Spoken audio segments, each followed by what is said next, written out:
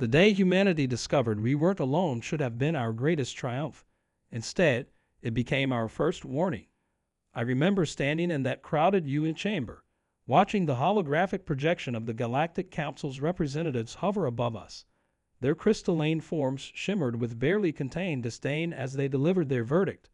Earth was to be quarantined, deemed too primitive and volatile to join their enlightened civilization. I still hear Ambassador Chen's sharp intake of breath beside me, see the white-knuckled fists of the other diplomats. 3 centuries of interstellar achievement, they said.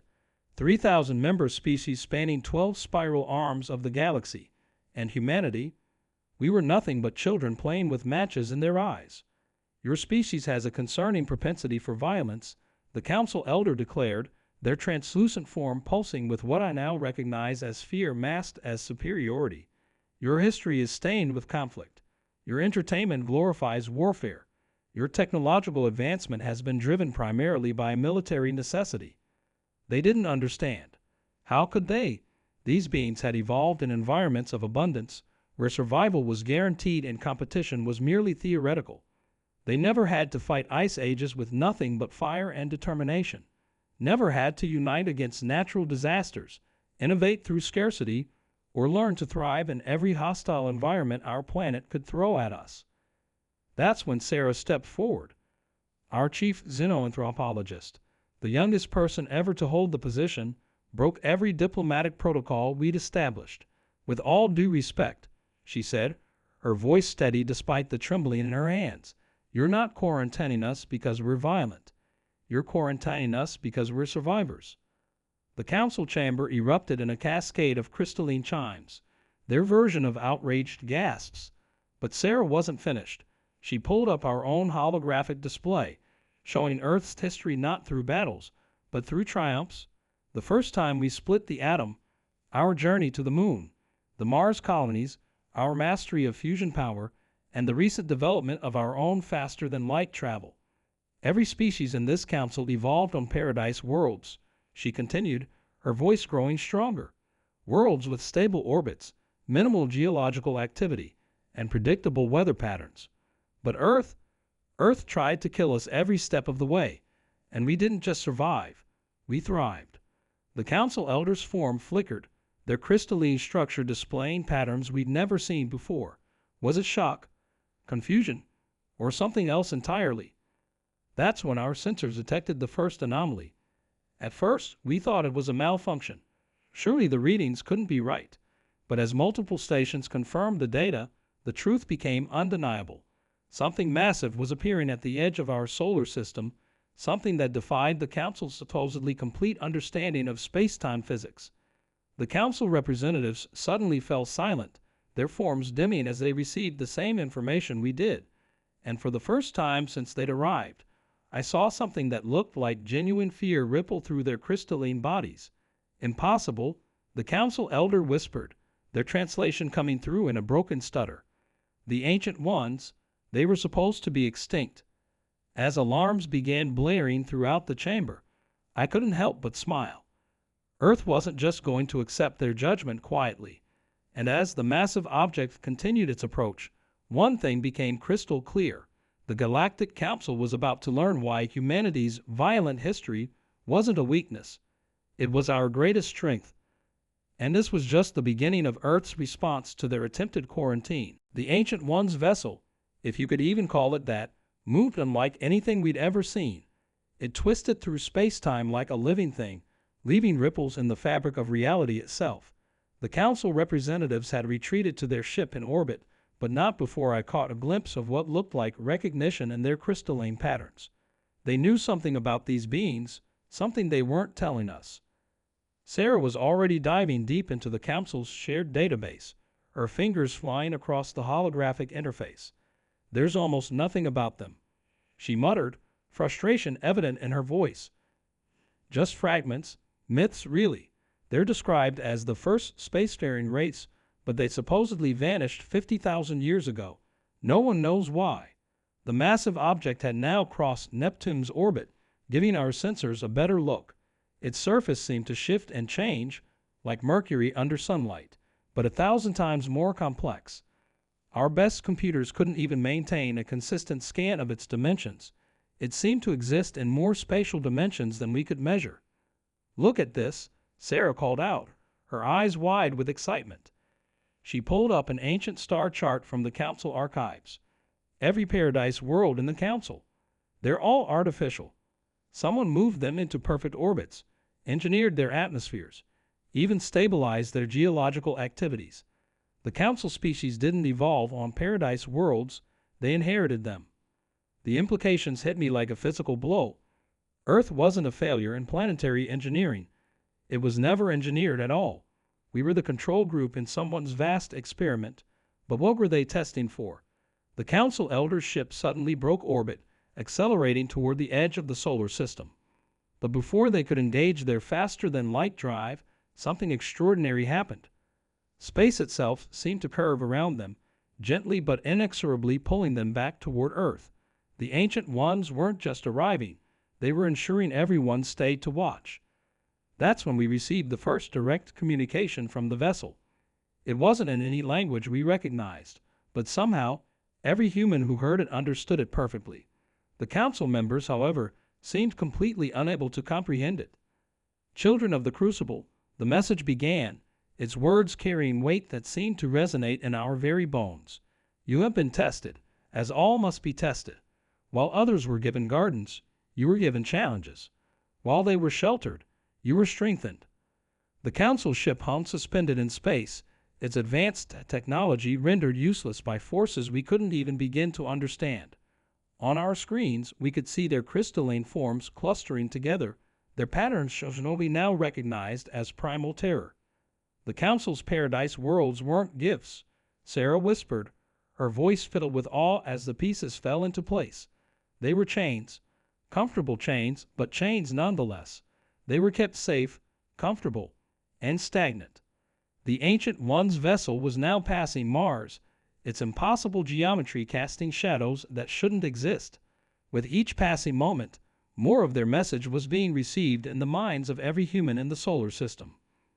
We were about to learn the truth about our place in the galaxy and why Earth's harsh conditions had been so crucial to our development. But as the vessel approached Earth orbit, one question burned in my mind. Were we about to be truly liberated, or were we about to face an even greater test? The Council Elders' terror suddenly made perfect sense. They weren't afraid of us. They were afraid for us, because they knew what it meant when the Ancient Ones took an interest in a species. The Ancient One's vessel now hung above Earth like a second moon, its shifting surface reflecting our world in countless impossible angles. Their message continued to float into our minds, revealing truths that shattered everything we thought we knew about our history. Every disaster, every challenge that had forged humanity, they weren't random. They were carefully orchestrated tests. The ice ages that forced us to master fire and complex planning, the predators that taught us tool use and cooperation, even the scattered distribution of resources that drove us to explore and trade. Each hardship had been precisely calculated to push us to our limits without breaking us. Sarah's hands trembled as she cross-referenced historical data with the Ancient One's revelations. The Black Death, the World Wars, even the climate crisis. They were all watching, not interfering, just observing how we'd respond. Her voice cracked. "Do you realize what this means? Every time humanity faced extinction and survived, we weren't just lucky. We were proving ourselves." The Council ship remained suspended in space, its occupants forced to witness what they had tried so hard to prevent. Their paradise worlds had protected their species from hardship, but also from growth. They had become like carefully tended garden plants, beautiful but fragile. Humanity, in contrast, had grown wild and strong, thriving in conditions that would have destroyed their carefully cultivated civilizations. Your trials near their end, the Ancient One's message resonated in our minds. But the final test approaches. The ultimate crucible awaits. That's when our solar observation stations detected it. A massive solar flare, unlike anything in recorded history, building on the surface of our sun. The Ancient Ones had positioned their vessel between Earth and the sun, but their intentions weren't clear. Were they going to protect us or force us to protect ourselves? The Council Elder's voice crackled over our communications. desperate and pleading. You don't understand. No species has ever survived their final test. Please accept our protection. Join us in safety. But we all felt it, a stirring deep in our collective consciousness. Humanity hadn't come this far by hiding behind others. The solar flare grew larger, its magnitude defying all known physics. We had minutes, perhaps hours, before it reached Earth. In orbit, our space stations began powering up experimental shield systems. On the ground, engineers rushed to activate experimental electromagnetic deflector grids. Everyone moved with purpose, with determination. There was no panic, no chaos, just the focused intensity of a species that had spent its entire existence preparing for moments exactly like this. The Ancient One's vessel remained motionless, observing. The council representatives watched in horror as we refused their offer of sanctuary. They couldn't understand why we would face danger when safety was being offered freely. But they had never truly understood humanity. We had spent thousands of years learning, adapting, and overcoming every challenge our hostile world had thrown at us. Now, as the solar flare reached its peak and began its journey toward Earth, we were about to show the galaxy exactly what that meant. The final test had begun, and humanity's response would either prove us worthy of the Ancient One's attention or demonstrate that the Council had been right about us all along. The solar flare approached with devastating power, but something wasn't right. Sarah noticed it first, her scientific mind picking up on patterns others had missed. The flare's radiation signature was unlike anything naturally occurring. It contained complex data structures. This wasn't just a test of survival. It was a test of understanding. "It's a message," she announced, her voice cutting through the tension in the command center. "The radiation pattern, it's similar to how they've been communicating with us, but exponentially more complex. They're not trying to destroy us. They're trying to unlock something." The council representatives, still trapped in orbit, began transmitting frantically. "You cannot interface with pure stellar energy. The last species that attempted this, their entire civilization collapsed into quantum chaos. Please, there's still time to raise protective shields." But humanity had already begun responding in our own unique way. Instead of cowering behind shields, engineers worldwide started reconfiguring our global satellite network into a makeshift receptor array. If the Ancient Ones were sending a message, we were determined to receive it. That's when the second revelation hit. The flare wasn't just carrying data, it was carrying memories. Not human memories, but something far older. As the first waves of encoded energy reached our receptor network, images began flooding into every connected human mind. We saw the galaxy as it had been billions of years ago, watched civilizations rise and fall, witnessed the Ancient One's own struggles and triumphs. They hadn't just been testing us. They had been preparing us to receive this inheritance. But the Council's warning proved partially true. As the data streamed into our consciousness, people began experiencing strange phenomena. Some reported seeing through walls, others found themselves solving complex mathematical equations instinctively. The energy was changing us, rewriting something fundamental in our being. The Ancient One's vessel suddenly began to move, not away from the flare, but into it.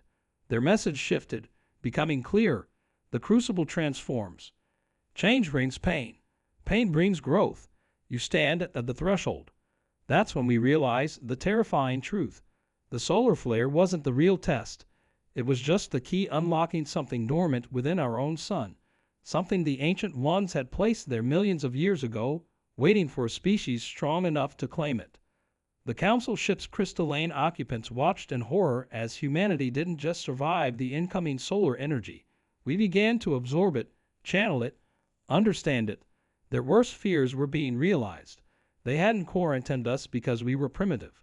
They had quarantined us because they recognized what we were becoming. As the transformed solar energy continued to wash over Earth, more of the Ancient One's plan became clear. They hadn't chosen us by chance. Everything from Earth's hostile environment to our position in the galaxy had been orchestrated for this moment. We were never meant to join the Council's stagnant paradise. We were meant to replace them.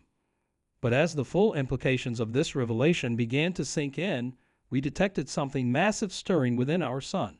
The Ancient Ones hadn't just left us a message or a test. They'd left us something far more significant and far more dangerous. The real question was, were we truly ready for what was about to emerge? The solar surface began to ripple and tear, revealing what looked like a massive structure emerging from within our star. Our instruments could barely process what they were detecting. A construct the size of Jupiter, built from materials that seemed to defy the laws of physics. The Ancient Ones hadn't just left us a message or a test. They'd hidden their greatest achievement inside our sun, protecting it until we were ready. Sarah's eyes widened as she processed the incoming data. "It's a gateway," she breathed, her voice filled with wonder.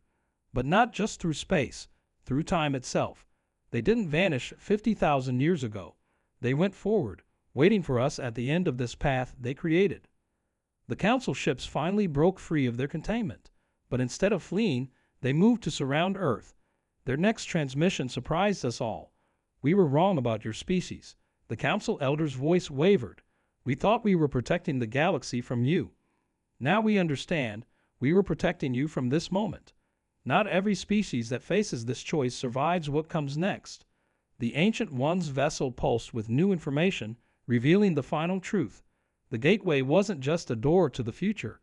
It was a key to understanding consciousness itself. The energy we'd absorbed hadn't just changed our bodies. It had awakened dormant potential in our minds. Humanity stood at a crossroads that would define not just our future, but the future of consciousness in our universe. That's when we faced our real choice. The gateway could only be opened once, and doing so would change everything. Not just for us, but for every species in the galaxy. The Council's Paradise Worlds had been a sanctuary, protecting life until this moment. Now we had to decide, did we step through alone, or did we help others take this leap with us? In that moment, humanity showed why the Ancient Ones had chosen us. Instead of rushing through the gateway, we reached out to the Council species.